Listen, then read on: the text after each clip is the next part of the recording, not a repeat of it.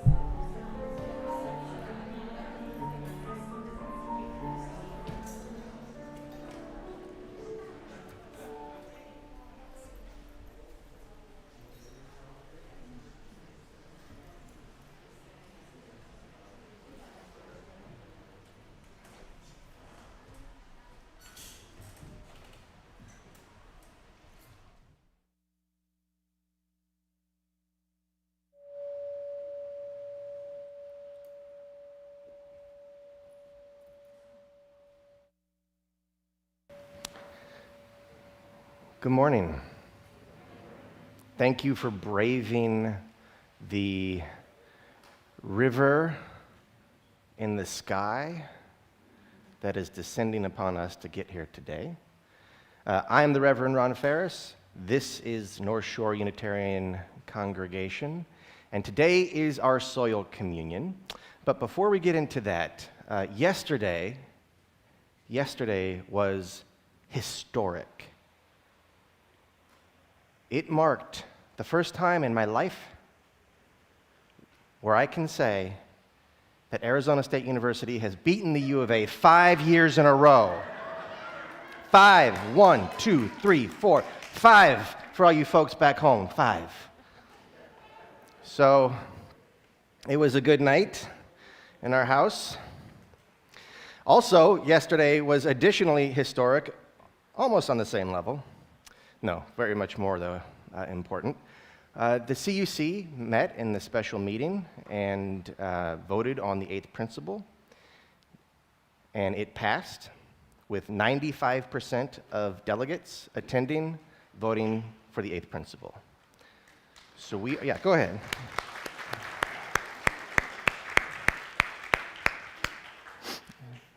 So it is a bit of a new day for Unitarian Universalism in Canada. And we will enter into that era with curiosity, as much grace as possible, and an abundance of compassion. That principle, incidentally, reads, "We, the member congregations of the Canadian Unitarian Council, covenant to affirm and promote individual and communal action that accountably dismantles racism and systemic barriers to full inclusion in ourselves and our institutions." So today, maybe is not quite historical, but it is calendrical, liturgically. So what I mean is we're actually beginning to build a liturgical calendar, a ritual calendar that extends throughout the year, and the rhythm of it goes like this. In the fall, we have our water communion, which is gathering the character of this community, our water communion, gathering our community together. Then, not too long after that, we have All Hallows Tide, or All Souls Day, where we extend that sense of community to our ancestors and our descendants, and connect in that way beyond the material.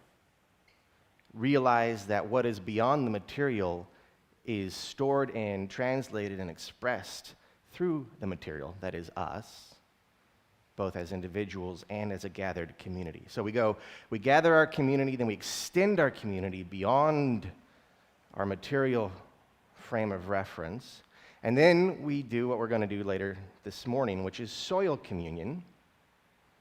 And soil communion is about creative decomposition. Creative decomposition. The soil is a composting machine that has to break things down in order for other things to live or new things to emerge. So today, I sort of conceive of it as this deep earth moment where there is an unseen creation taking place in our subconscious, our collective subconscious, and in that sense, it feels to me rather womb-like. It is intentionally dark and quiet. All right, and then we move into the solstice right before Christmas. The Christmas is bringing light into the dark, bringing life into the dark. And it's kind of, I was thinking about it this morning, it's kind of a human insistence on life. It is us calling to the sun to come back, calling to light and life. So it's about our, in a way, will and hope and prayer for life. And then Christmas comes, and I conceive of that right now as being where solstice is bringing life in, letting light in. Christmas is about like the physical birth of that light, right? So, because we're celebrating the birth of a baby, in a way, of a new era, perhaps. And of course, originally those 2 days they're basically the same day, but we're separating them out a little bit and wanting to celebrate both. So solstice is letting the light in, Christmas is the birth of the light into the world. And then we move into an as yet unnamed holiday that is roughly going to rest on the shoulders of the pagan holiday of Imbolc or Candlemas, which is this like late winter, early spring day where it's really about anticipation and preparation. So that might be a bit, and you could see the echoes of that actually in Lent as you walk up to Easter in the Christian tradition, where there is a sort of preparatory moment reflected in the sacrifice of something that you love. So we will also echo that, I think. We're going to try to build something where maybe we do some intentional fasting on the way up into the spring and out of winter, and we're going to frame it as a preparation, and maybe we'll have some fasting and a feast or something. We're Unitarians, so we are both inventing this stuff as we go along and hearkening back to ancient traditions the world over. So we're sort of building and weaving with that. That's followed up by Easter, and then finally our flower communion, which is about dissemination, taking seeds ourselves as seeds out into the world to spread the gospel of compassion and love. So that's the course of the year. I just want you all to be sort of aware that it's intentional, that we're kind of trying to craft it into a narrative, that we welcome your ideas and input for what might feel important and worthy of recognizing and celebrating and the kind of story that we tell around those things. So that's where we are. And by the way, you'll see on a lot of ritual Sundays are the days where I put on the robes. It's sort of the priestly function. I try not to do as much talking as I'm doing right now in these days, but that's where we're headed. So today's about sinking into the womb of the earth, and you may wonder how we're going to do that. And we're Unitarian Universalists, so we're going to do it with questions. So right now, I invite you to take a slow and steady breath. A breath that will clear your mind as you reflect on what in your life is decomposing. What in your life is dying. What in your life may need to be let go of in order to allow more life into your world. It could be a grudge, a fantasy, a regret, an attitude or behavior, a relationship, a status, a sadness. What is it that you will let decompose in order that its death brings new life?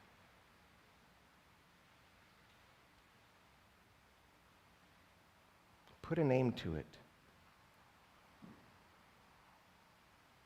Remember what you have named it. That question is paired with another. What will you plant in its compost? What seed will you push under that decomposing? What seed will you nurture with that decomposition as food to grow something new in your life? Put a name to that seed. What do you want to grow? Remember that name. So now you have two words. Letting go to decompose, planting to grow. Hold on to those two words for now. Remember what you want to let go of. Remember what you want to plant. We will use them. You will use them in the ritual to come.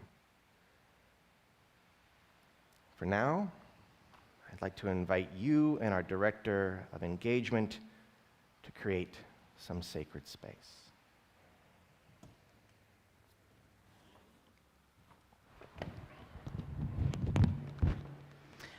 Thank you. We're to signal the onset of our shared sacred time. I'm inviting Linda Founds to light our chalice. We ask our chalice lighters to share a bit about themselves, and Linda shared some of her story with me, and I've shortened it up, so forgive me, Linda, for shortening it up. Linda learned about Unitarianism from a member of the Vancouver church. These two met while taking an art education course at UBC. Linda was intrigued by the church project her friend was working on to celebrate the painter Emily Carr, which struck her as an unusual project for church. And a short time later, her 6-year-old joined her to hang art at Presentation House, and her daughter's question, "Mom, is this a church?"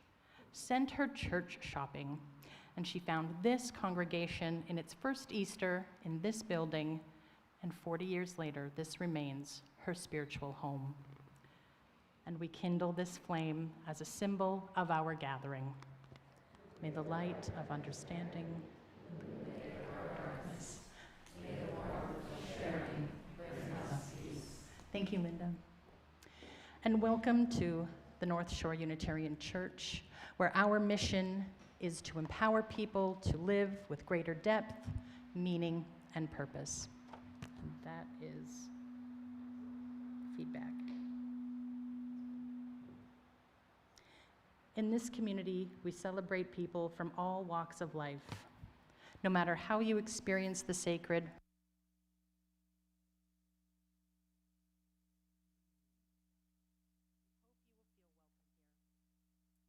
and now there will be singing.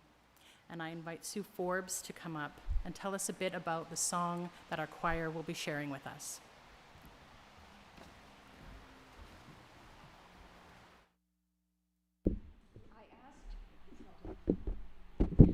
I asked Allison if we could sing this song today because it seemed so appropriate to me for soil communion, and you might wonder about that, but this is what happened.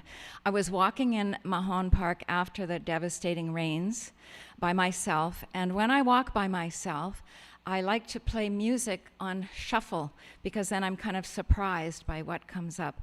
And about halfway through the park, this song, Ave Maria, came up, and I was so moved by it. It felt like a prayer to Mother Nature to help heal the wounds of our planet. And I hope it comes across that way for you too, a song of reverence for Mother Earth.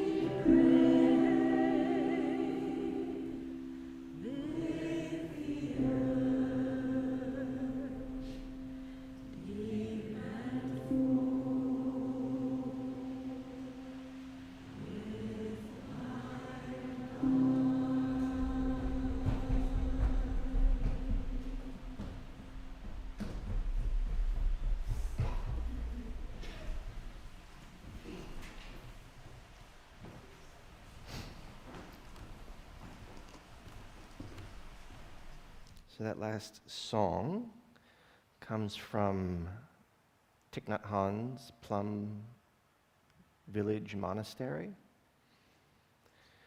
And then I learned it at Standing Rock, where the words were changed some, and it was sung by many gathered there every morning on their way down to do a water ceremony at the water's edge there. And so it comes from the Buddhist tradition, passes through an indigenous lens, and then comes here. And so I just invite all those resonances into your consciousness for you to soak in. I invite you to join me in a spirit of prayer.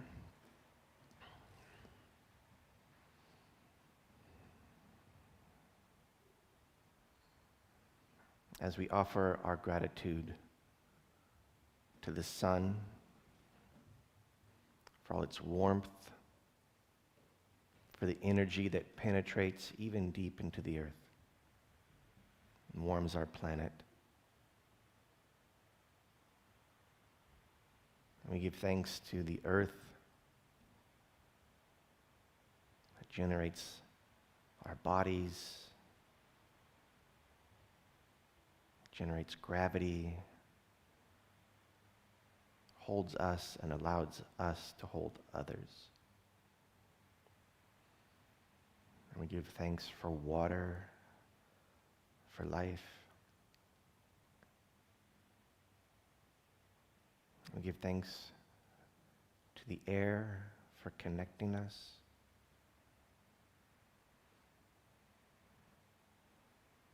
We pray for balance between these four essential elements that are both framing our world and within us,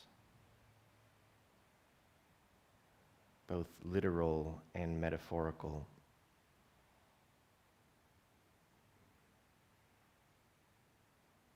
We sit in bewilderment before their relationships with one another and how to balance that. Know that it is not always up to us, but that we impact that balance. And so we seek humility and health, and we tend to those who are currently suffering, displaced because of that imbalance. We pray for the loss of life for all the animals, and we pray for a restoration of this world. Amen. Amen. Amen.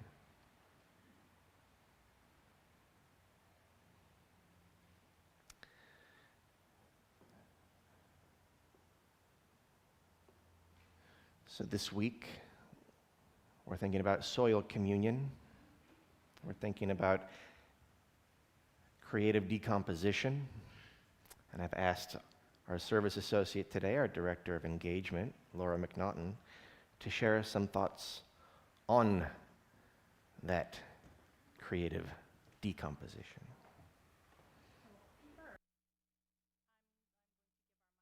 We have a few today, and we know that a burden shared is a burden halved, and a joy shared is a joy doubled. And in sharing our joys and concerns, we build community and connection.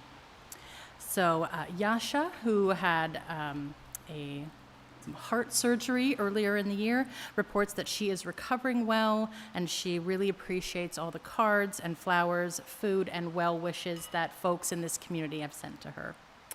Yeah.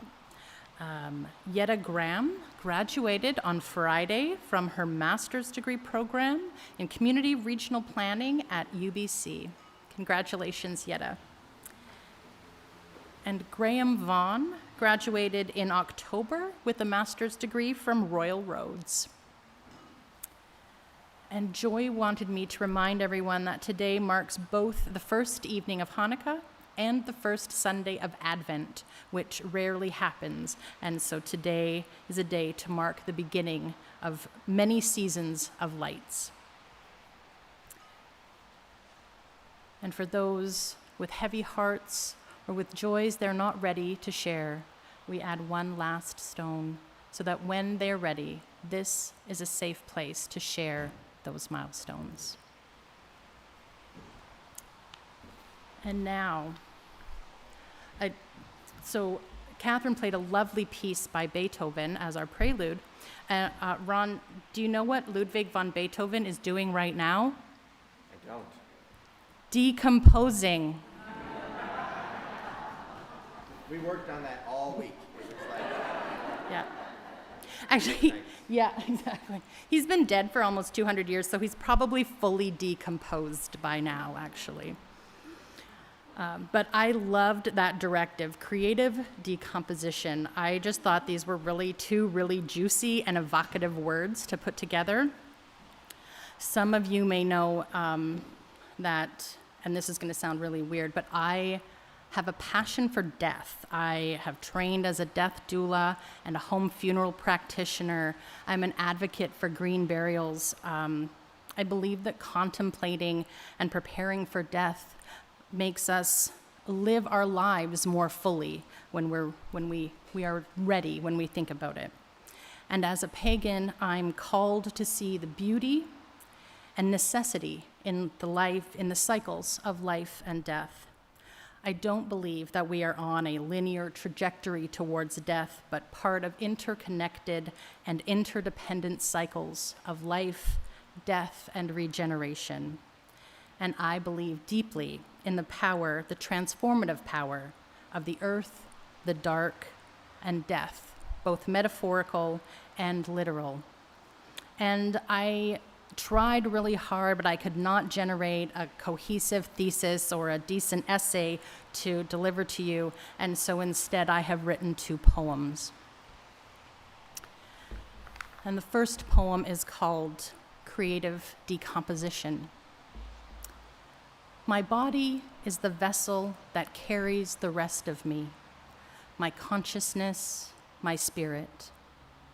I cannot know what happens to my consciousness, my spirit, when it is separated from its vessel, my body. I can know what will happen to my body when it is separated from my consciousness, my spirit.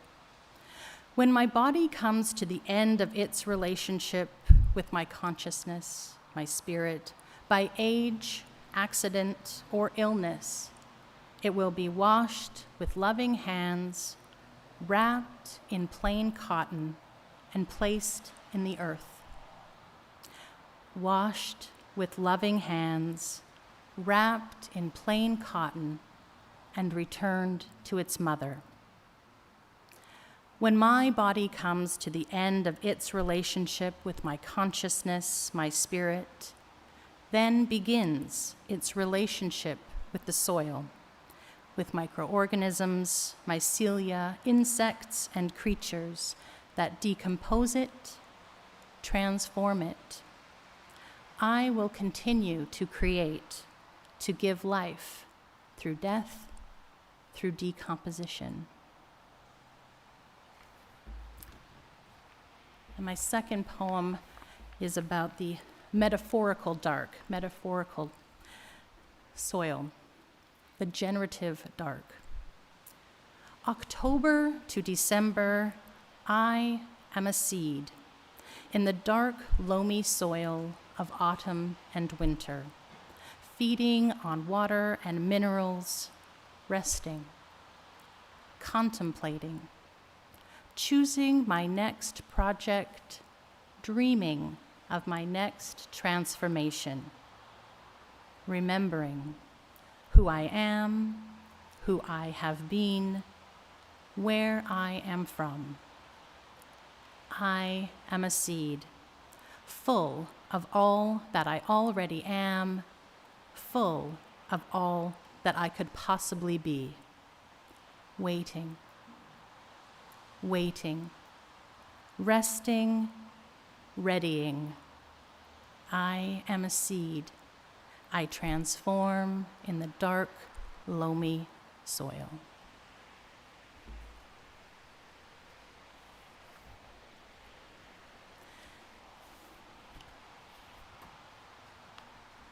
And now our offertory.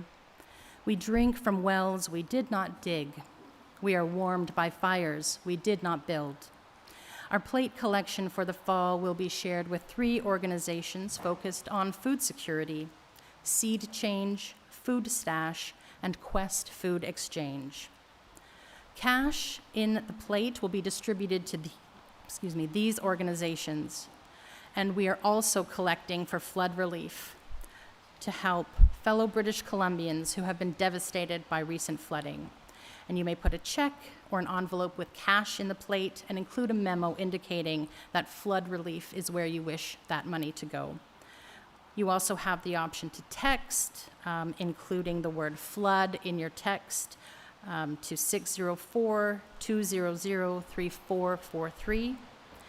And as always, through the church management portal, through Breeze, you have an option to donate there. And so always you'll receive a tax receipt for that. And will the ushers please prepare? And the choir has music.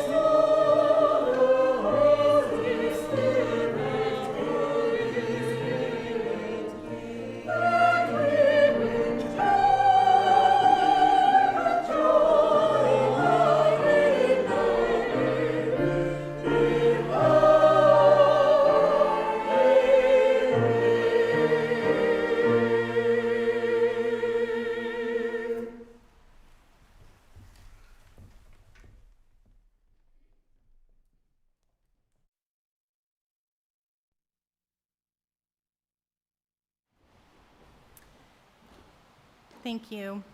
Your generosity today will keep the well full and the fire burning in a good way for many in our cities, province, and the world. Thank you.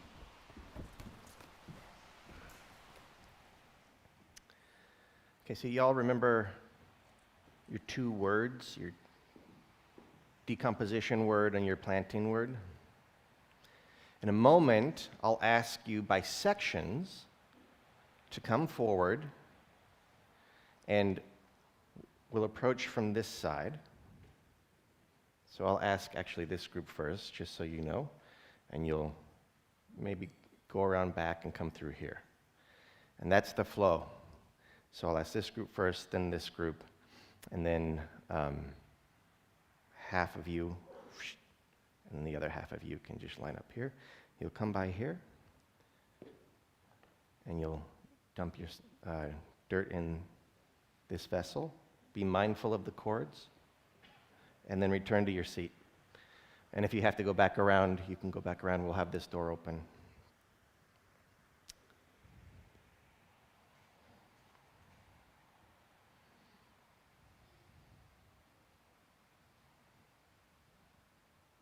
Okay.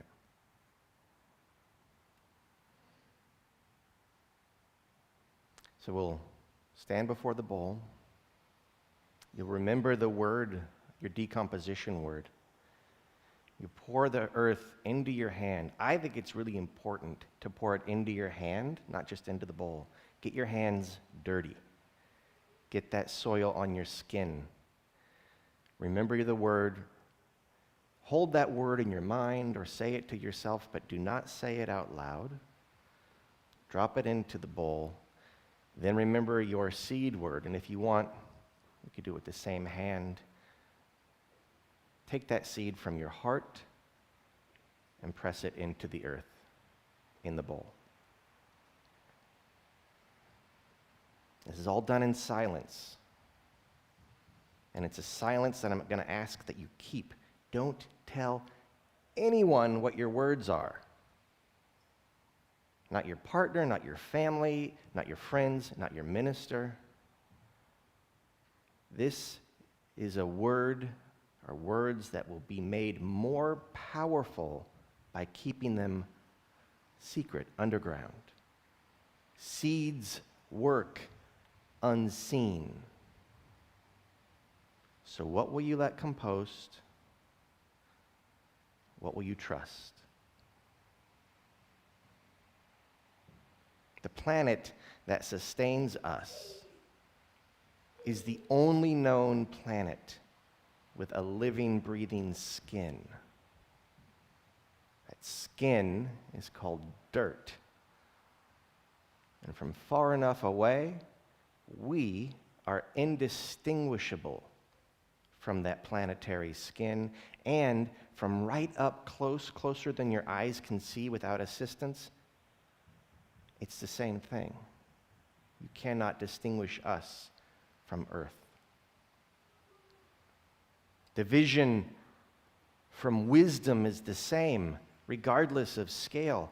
We are land made mobile. The ancients knew it. The Western tradition begins with Adam, Adama,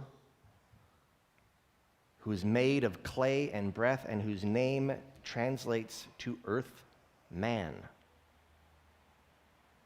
And now all around us in this hemisphere, the earth is breaking itself down. But fields and gardens that appear fallow are actually quite lively, as the internal process of decomposition creates rich and healthy soil, the incubator of so much life. We are of the earth. And so we have that nexus of life and death that is within the earth, within ourselves. And as we are soil walking, we may today, through this ritual and silence, find and acknowledge within ourselves that nexus, that very same nexus. And therein find something worthwhile, something worthy, something you can build on, something you, something that needs a womb within a womb, within a womb. We are of the earth. This is our body. Let us, like earth, find life in the quiet, internal churning of the breakdown. Decomposition feeds the seed. What will you let go of to discover flourishing? What is it of you that will decompose in order that its death brings new life to your world? What new life will you plant, trusting the womb of the earth to nurture?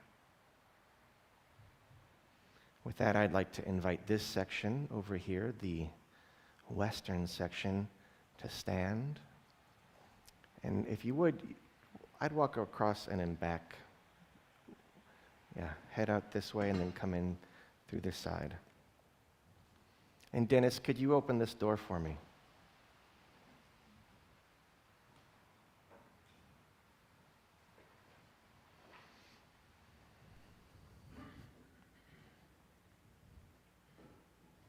This is the soil that we gathered, what remains of it, from our soil communion, the last one that we had together, which was 2 years ago.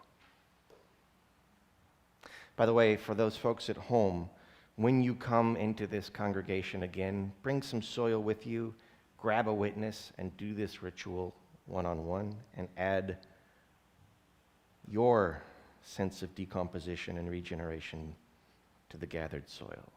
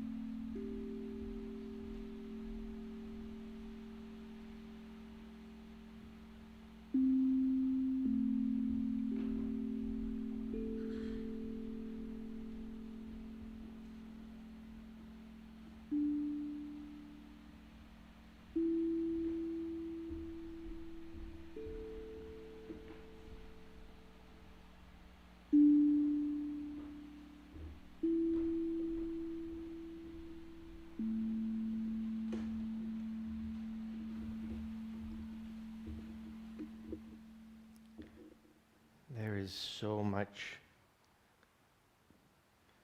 decomposition and intention in this bowl one must be careful handling it at this point. It is a powerful vessel filled with the thoughts and deepest intentions of a powerful people. And so I return it to the altar. This is our gathered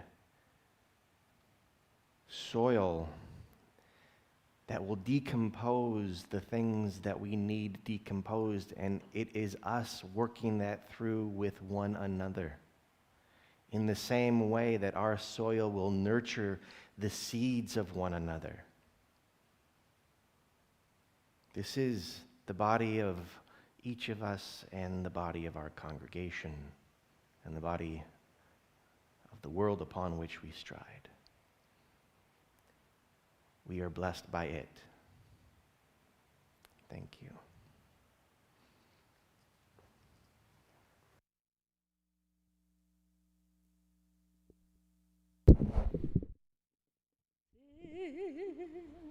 Simply try. Don't the leaves flutter down just like that?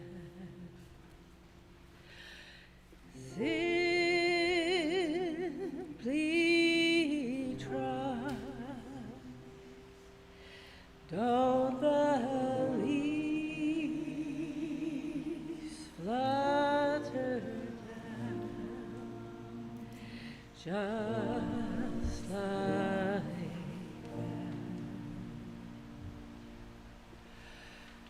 Simply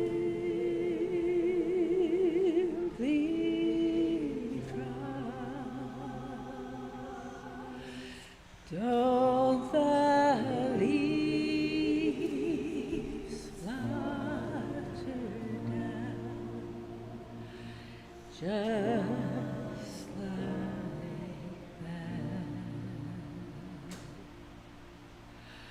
Simply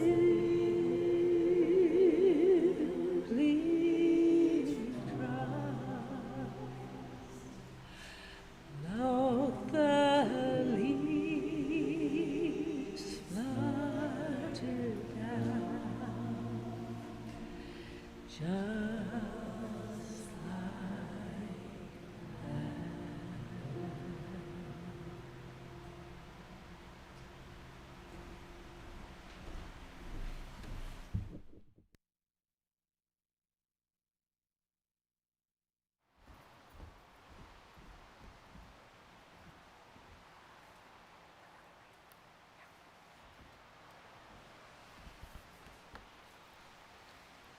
We are busy and have lots of things going on. Today is Super Sunday, and our wonderful group of volunteers, Barb Moore, Katrina Gomes, Shani Galbraith, Sophie McKenty, Jennifer Ritchie, Dave Ritchie, Rebecca Lindley, and Paul Simons have prepared and are serving soup and buns in the fireside room after Spirit Zones, which is after the service, so you gotta wait. And there's a suggested donation of $5, which will also go to flood relief. So please join us for food and fellowship after Spirit Zones. The Unitarians will have their art and craft sale on Sunday before the service and during Spirit Zones and coffee. And the congregation is filling family services Christmas hampers for a few folks in the community. The sign-up sheet with more information is online, and items can be dropped off at the church anytime. And also on December the 12th will be the day that we'll be packing those up during Spirit Zones. Watch your e-bulletin for descriptions of next week's service, the gift, and our Spirit Zones. I'd like, of course, to give an extra welcome to any newcomers or visitors who are here and joining at home. A special welcome to Marlene Loudon, who is the creative force behind the art that is hanging in our sanctuary today. Her series, Blind Contour Homage Series, explores her relationship with Canadian female artists and their work, and she'll be delivering an artist talk here in the sanctuary during Spirit Zones, which will be streamed for those of you at home. And she's giving a public talk again at 2 this afternoon in this same space. And so we are glad that all of you are with us. And if you'd like to learn more about our community, you can sign in. There's a clipboard and some paper because our iPad seems to not be doing its thing. And of course, click the link in the YouTube description below. I'm a YouTuber, I know how to do that. And of course, if you have any questions about our congregation or Unitarian Universalism, any of our friendly volunteers wearing greeter buttons would be happy to chat with you, as would I. And after the service, I invite you all to choose a spirit zone if you haven't already done that. These are opportunities for all ages to learn and grow and connect with one another. And so with that, we send forth our flame. We extinguish this flame, but carry with us the light of vision and the warmth of hope. The world calls us to live with depth, meaning, and purpose. We go forth with courage and love. Please rise for the benediction. I'm aware that we have run a little bit long today, but I'll keep this quick then. I have one thing to say to you all, and that is thank you. Thank you for your participation in this ritual. I hope it was profound and generative for you. Let us go in peace and let us go singing.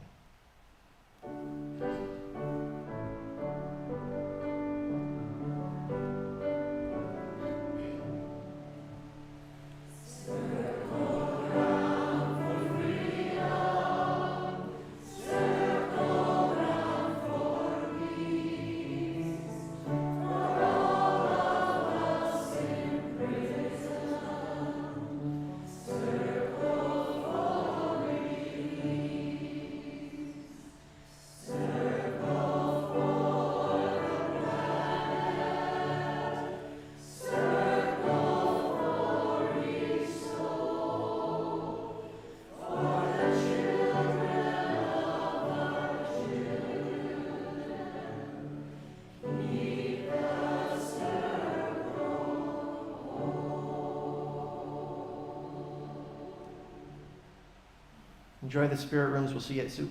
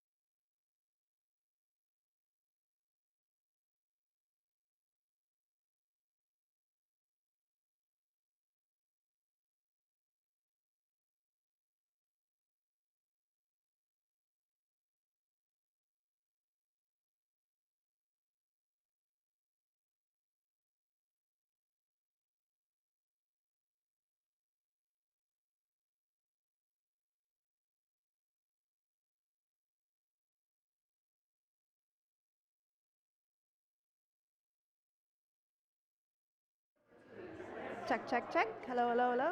Check, check, check. Hello, hello. Check, check. Check, check, check. Oh, now I'm hearing it, yeah. I guess you want me to be behind these speakers though, hey, for feedback? Or is it all right? Generally, we don't get feedback with the cheap mic. Okay. Yeah. I just heard it earlier, so I was wondering. And is it okay if I keep my mask off for if I'm up here? When you speak. Up here? Yeah, you're Okay. fine. Great.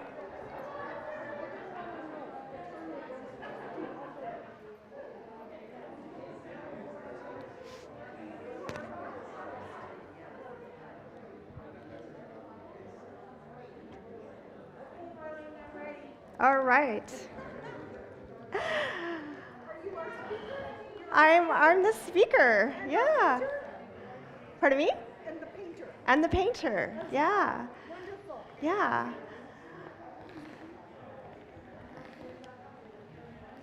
Is that me? Is that, I can turn this off if you want. Is it a mic? No, it's off.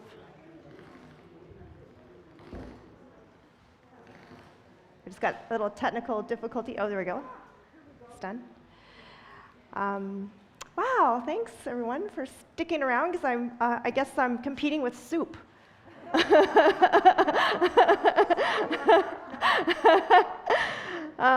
So I'm going to be doing like a more formal talk today at 2 o'clock for everybody who's going to hopefully brave the elements to come back out this afternoon. So what I thought I would do is just answer any of your questions rather than giving you my talk that I was going to prepared for this afternoon. Does anybody have any questions about the series or the work? No? Okay, perfect.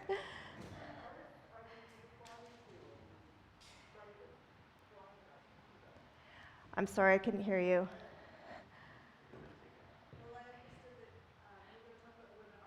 Yes. For sure. So this is about 17 of the pieces. The whole series has 32 in the series. And I decided to study Canadian female artists because when I started this project, I really didn't know any of them. I was working on a project, I was studying international women, and then I thought, oh, Marlene, like, I should put my attention towards Canadian artists. And so I went, okay, well, there's Emily Carr. And then I went, okay, well, I know this woman named Ad Savage, but I couldn't tell you what her artwork was. And I had heard of Maud Lewis because of the movie that had come out, remember? So then I started going down the rabbit hole to study Canadian artists. And I actually have a map, which I'll show in the afternoon. I decided to start looking at artists from different parts of Canada and different voices.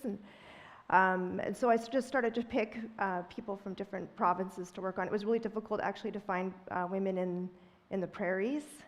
Some of my stipulations was that the women had to be deceased because I felt really weird to do an homage to people who are already alive. So that was like a little cap for myself to pick of the 32. And then I just started to think about different the different things that these women were focusing on. So I picked everything from landscape to figurative work to still life, and tried to give a bit of a variety in the collection, I guess, if you will, when I started to realize I was making a series. And I can talk more about that this afternoon, but I didn't really plan to make a series. This was a seed of an idea. How many people here are artists or dabble with art? Yeah, there's a few of you.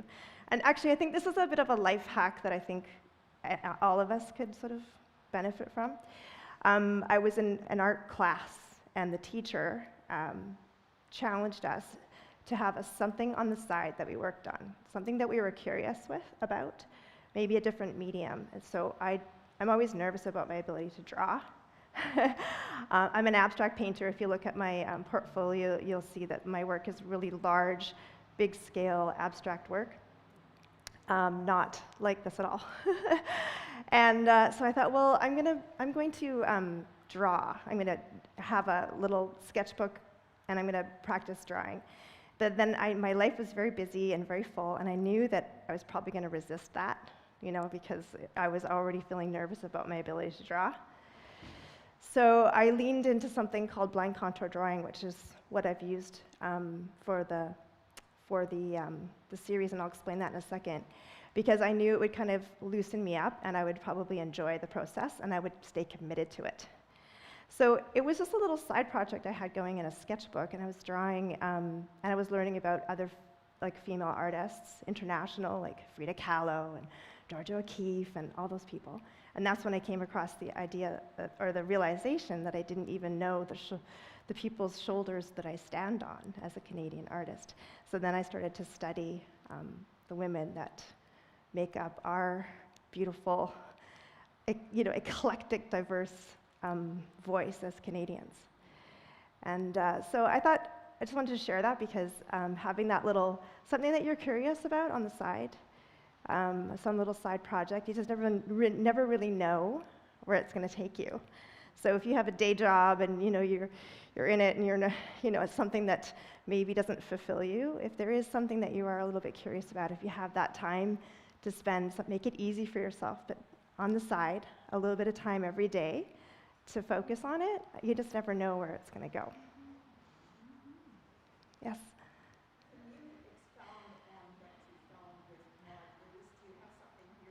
I don't. The piece I actually had got sold, but I did do a big 48 by 48 with her.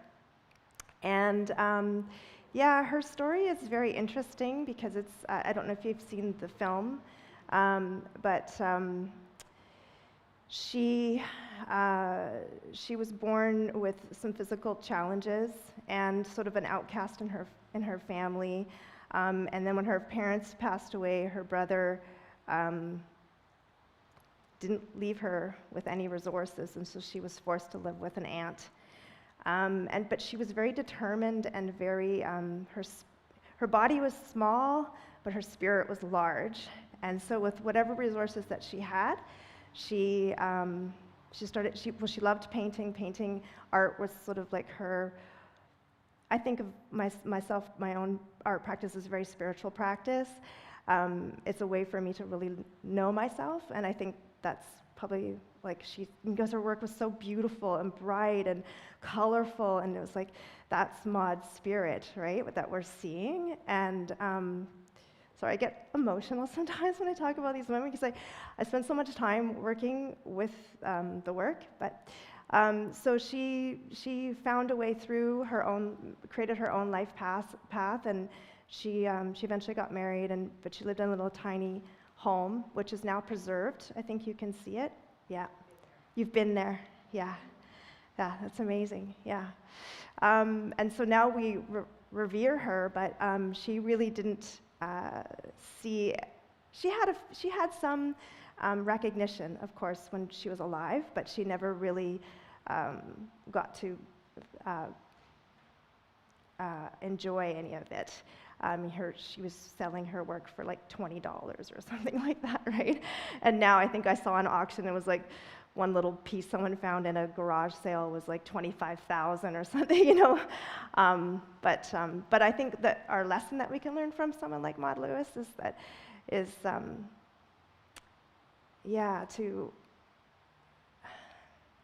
I guess maybe Joseph Campbell, follow your bliss, right? Follow your bliss.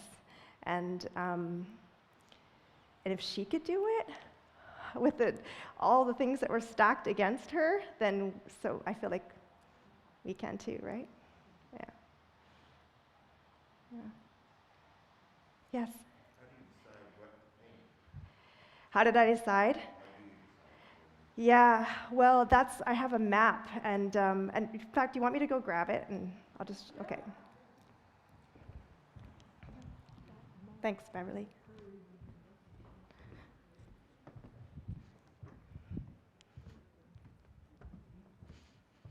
If I hold the door, you can. Great. There we go.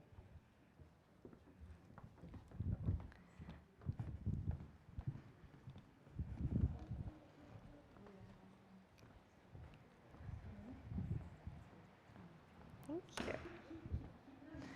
So again, it was just a scrap, a sort of an idea I had in a sketchbook that I was pursuing. And thank you, Vanna White. So once I started to realize that there was a series coming through, I started, all of a sudden I had this huge, heavy responsibility. Like, how am I going to represent all of Canada? It is like such a huge country, and there's so many diverse voices, and so I was studying stuff online. I was going, looking up things like Maud Lewis, and I was putting in little folders on my, on my laptop, and it just wasn't working for me. I'm a visual person, so one of those middle of the night ideas I had, I've got to get a map. So off to the office supply store I went. And then I started printing out images and a little bit of bio information about some of these women. So I put the index cards sort of near where they were born, and then I had the strings go to sort of maybe where they died, or maybe where there was like an important piece of work that they had worked on.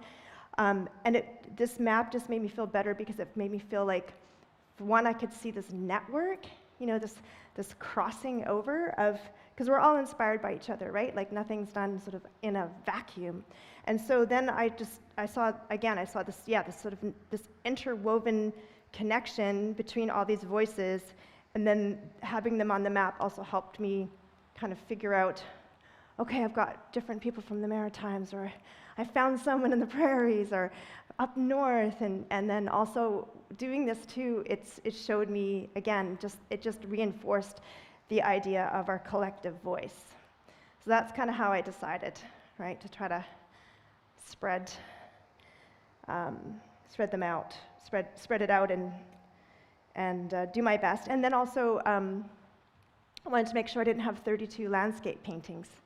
I wanted to make sure I have like abstract artists in here, and I have figurative artists and landscape and still life, and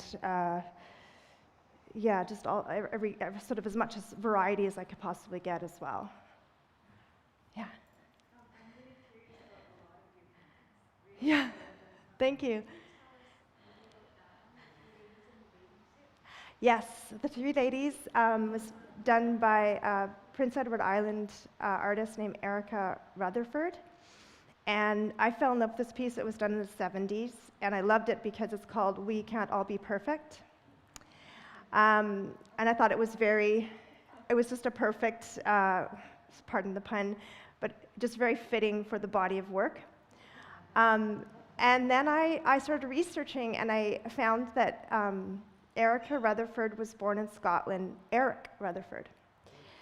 So Erica Rutherford, and she was adored in her community, and she was a prominent figure in the Prince Edward Island community, but she was also, she also transitioned in the 70s, and she did a whole body of work, and this was one of them, about that period of her life. And so she was a pioneer, because can you imagine transitioning in the 70s, like what was going on, and everything was so new. She was married, and her and her wife had children, and so they separated, but then her lifelong, wife and partner, again, I'm going to cry, they ended up living together again, because they were the best of friends, and they supported each other when they got older. But just a force, because it's a small little island, and just bringing, arts and culture and to the community. So that's the beautiful story behind Erica Rutherford. Yeah. Yes. I'm outdoorsy, and I'm drawn to your mountain large print painting there. Can you tell us a little bit about it? Yeah, that's my homage to Emily Carr. And that was really intimidating to paint, because she's a goddess in this, I think she just broke the record. She just broke like the threshold, one of the thresholds at auction for some of her pieces. She's the only probably female artist in Canada that would even come close to the same auction prices as the group of seven. And of course, being here from BC, so and I was born and raised here as well, as were my dad and my grandmother. So deep, deep love of the West Coast. This is Pemberton Valley, an image from Pemberton Valley. And it was amazing to paint because I felt like even though I was painting mountains, I felt like and trees, I felt like I was painting the ocean. Like just when you think about, you look at her brushwork and the way she expresses herself, everything is so interconnected, the mountains, the earth, the ocean, the trees. So it did feel like I was creating ocean waves or something like that, or waves with the trees. But yeah, it was rather intimidating to do. I was like, oh, I'll just whip up an Emily car. And with this piece, it's actually easy to talk about too. The white on top is the blind contour again. So blind contour, I'll just give you the really quick synopsis of it, is that you're looking at the image or an object, so it could be a still life like flowers on a table. And then you place your pen on your paper, if you're doing it on paper, and you don't look, and you don't lift the pen. So once you've got the pen down, the marker down, you just trace with your eyes the outlines of the image or the flowers in front of you. And as you're moving your eyes, you move the pen around. So you get all these really crazy things everything's out of proportion. And it's actually a gateway to learn how to draw more realistically. Because it's actually learning how to slow down and use the sort of more intuitive side of your brain, drawing what you actually see as opposed to what you think you see, and we could riff on that for the whole afternoon. So what I ended up doing was I would draw on these big canvases. I drew her Pemberton Valley, but then I'm human, so as I was painting, I started to fix things. Right? And when I first started working on the series, I was like, this is not working. I'm just making a bad copy of Emily Carr's painting. Like, this is just, it's getting too tight. So I had a middle of the night idea to do the blind contour over top again. So it was kind of scary because, I had put a lot of hours into some of these pieces, and I was like, something's not clicking. So I went again with the big Sharpie and redid parts of it with blind contour drawing, and then sort of masked it out in white. So that's what you're seeing is the blind contour again on top. So it was like sort of 3 or 4 layers in the making to keep it loose and to keep it me, right? Partly me. Yeah. Is this an oil or a wash or a... It's oil. Oh, Yeah. it's oil. Yeah.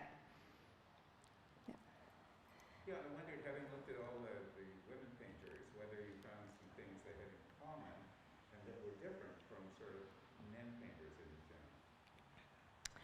Well, the reason I went down this rabbit hole in the beginning is just being a female painter, and globally. So the most recent numbers that I've heard are that in the major museums and major collections, galleries in Western Europe and North America, women artists represent 13.7% of the permanent collection. And at auction, we're not even close. Women, even people like Georgia O'Keeffe and Frida Kahlo, I mean, they're definitely making splashes and things are changing, but it's very slow. So when you look at these people's lives, the ability, even the wealthy artists, because most of them, a lot of them had some family money, or they had the ability to not have to be married, right? They had money from family to be able to support themselves, because it was just a huge obstacles to overcome to be a painter, because if they became a parent, a mother, then the door was basically kind of shut. In fact, Paris Cava Clark, I did the piece over there with the women in the air hangar in World War II. I came across a clip of her, and she just said, "Well, women will never be able to measure up," and I was like, "What?" Because she was always struggling with balancing family life and her responsibilities, whereas male artists if you were a professional artist, and you didn't have to worry about any of that other thing because you had a woman at home to take care of family and that kind of thing. So that was basically one of the major reasons why I did this, is to create awareness and to share their stories, right? Yeah. Yes. I'd be interested in you writing a book describing all of these people. It would be an enormous task, but it would be fascinating. I have a website, and it's called herartstory.com, and there's I think it's actually probably on all of the labels. You can see the website. So there's a full bio with resources on each artist. So it's not the book, but I have done the research, and so there's information there with as much resources as I could possibly give you so that you can go further. But yeah, it would be an amazing project. Amazing project, yes. No, I had to take a break from because this is the 7th time it's shown. So I've been sharing it around the province, which is amazing because it always sparks conversations like this, which I just absolutely love. I have some ideas of how I might want to further extend the series in a slightly different way, so that I could show some of these pieces with another new body of work that would complement it. But I have to carve out the time to do that, and I'm thinking probably 2022, in January I might go down another rabbit hole. Yes. Yeah. Yes. So this is Roland. It's my homage to Prudence Hayward. So Prudence Hayward was an example of a woman from Montreal that had some family money, so she was supported by her family in order for her to paint. And she showed with the group of 7, but she resisted the fashion at the time, which was landscape painting, and stuck to her guns and painted portraiture, or figurative more or less. But she was groundbreaking because she painted women who looked you in the eye, who weren't necessarily smiling at you, who were it was very avant-garde, very like 1930s, and very different, right? Because before that, it was like the women would be sort of smiling, or they'd be not looking at you or whatever, and she did sort of like the gaze was back at you. And this is a young a girl from a farm, and she painted her and her sister a couple of times, and she's got her hands on her hips, and she's just looking back at you. If you look at the label, you can see the original. Yeah. Yeah. Yeah. So I picked it, and she did a really famous portrait of a ballet painter, contemporary dancer, I should say, who her name is escaping me, but the woman was sort of sitting, and she showed like her bare feet, dirty bare feet. And so it was just this, like, what is this? What is this woman doing? So she really challenged the norms and really challenged the what was kind of going on at the time. Unfortunately, she died young. She had asthma and respiratory issues, so she died at probably my age, in her early 50s. But phenomenal painter. If you look her up, her work is just, phenomenal. Yeah. And just a little aside, if you notice that in the original there are not flowers on Roland's apron or skirt there, but there are flowers that look like them with the Molly Babbitt piece beside it. So each piece I've integrated parts of another piece within it. So it's a little bit of a Where's Waldo?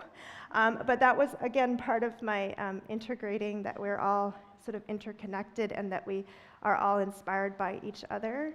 And so, yeah, each piece has, and some of them it might be hard for you to find because it would be the group of 32 where you'd see them all together.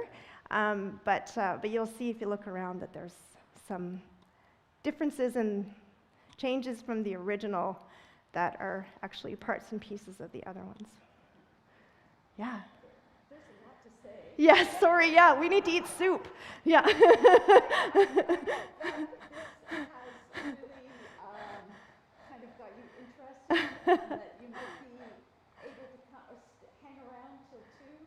I know it's a bit of a gap, but we're going to invite Marlene for lunch, and there's a lot more to say. She's got some slides, and I'll tell you, have a look at her website, because this is not the first Marlene that I met. And her abstract work is really stunning. Oh, thank you. I think that you would see a different side. But the Unitarians have been really pleased that she agreed to use our sanctuary for one of her shows. It's beautiful. And so Thank thanks again, you. Marlene, Thank you for and, inviting me, everyone. Really appreciate it. Thank you.